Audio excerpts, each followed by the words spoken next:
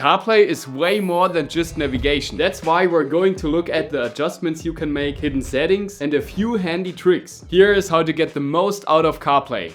Here's the first trick. If you ask Siri something like, how's the weather? And then adjust the volume while she's speaking, you're actually changing the prompt volume, meaning it only affects Siri, Maps, and so on, not your media playback. Press and hold doesn't let you rearrange your apps on CarPlay, like it does on the iPhone. Well, actually, you can. It's just hidden in the iPhone settings. Go into the Settings app on your iPhone, then go to General, scroll down to CarPlay, pick your car, and tap Apps. From here, you can drag and drop to rearrange your CarPlay apps, remove them with the minus button, or add new ones at the bottom with the plus. Quick tip, if you search CarPlay in the App Store, it will show all the apps that support it. Okay, if you have ever used CarPlay, you know the deal. As soon as you get in the car, it automatically starts playing whatever was last on your iPhone.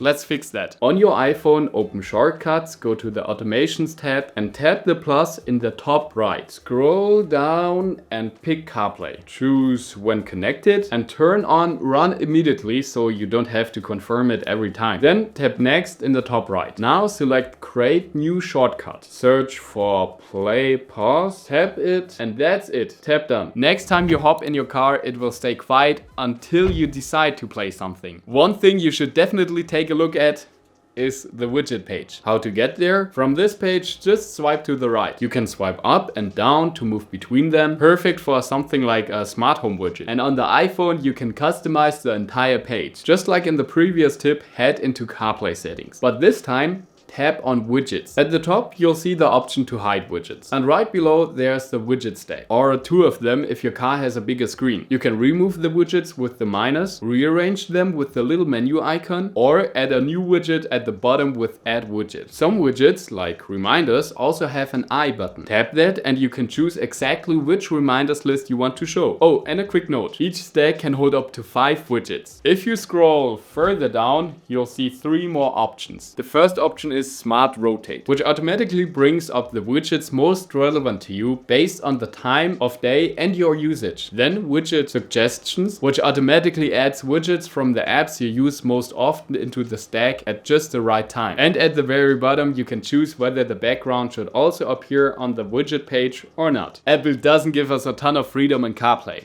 But there are a few settings worth checking out. Since we were just talking about it, let's jump straight into settings and open customize icons. Here you can choose between default, dark or clean icons and set them here to light, dark or automatic. One step back and on the backgrounds we can choose from different wallpapers. I'm still waiting for Apple to finally let us use our own though. If you go back once more and tap on appearance, you can decide whether the interface automatically switches between light and dark mode or stays dark all the time. Let's quickly take a look at display and accessibility. Let's start by tapping display. Here you can turn on smart display zoom, which adjusts CarPlay's interface even more precisely to your car's screen. Here you can see the difference. Back out once and go to accessibility. Under text size you can choose from several options. Here's how they look side by side for comparison. One step back and right below you can enable bold text. The difference is immediately noticeable. Under color filters you can, for example, increase the saturation if your car has, for example, an older display, or use a few other helpful settings for people with visual impairments. If you go back once more, scroll all the way down and you'll see sound recognition. It can detect things like horns, sirens and babies crying and notifies you. But it uses your iPhone's mic for that. I keep it turned off since it's not something I need and it drains battery. Go back twice and scroll to the very bottom. Here you can enable live activities. When this is on, live activities like a parking timer will show up on this page. Timers or similar items though aren't included. But what makes a lot of things easier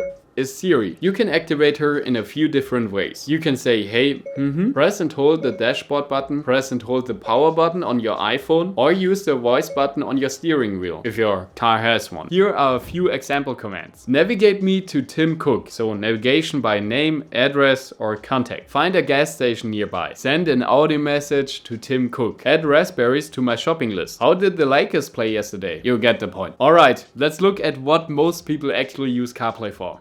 Navigation. You can start a route from your favorites, which are the same as on your iPhone, from search or from recents, where Siri shows suggestions and your last searches. Let's navigate to the Apple Store. And we're off. You'll see your arrival time, how long the trip will take, and the total distance. If we tap the arrow and select add stop, we can add a gas station, for example. And it even shows how much longer that will make the trip. Back out again and we can share our arrival time or report accidents or hazards. If we tap the navigation view, it minimizes. And if we tap the icon with the wavy road, it shows the full overview of the route. In the bottom left, you can zoom in or out and drag the map around. Now the audio button. That's where you set how much Siri talks during navigation. The first option gives you full directions, the next one only alerts, and the last one silence her completely. And the offline maps from your iPhone are the same ones used in CarPlay. Up until now, taking a screenshot on your iPhone while driving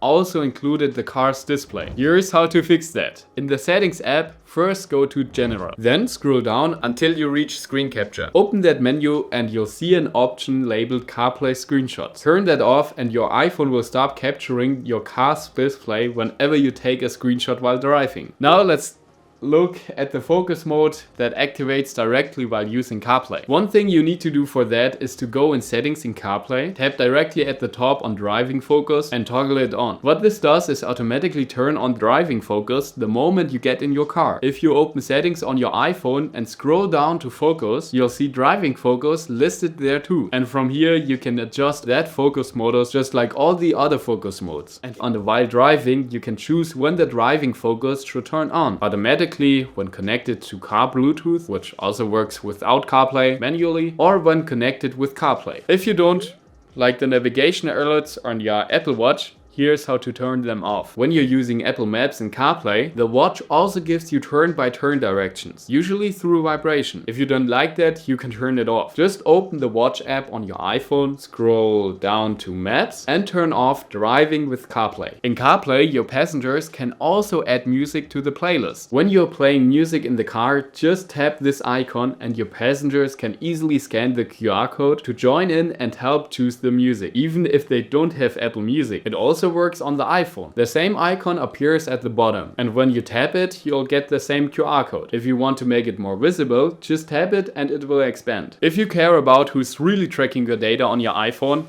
you'll probably want to see this video or this video about Apple Calendar. See you next time. Bye bye.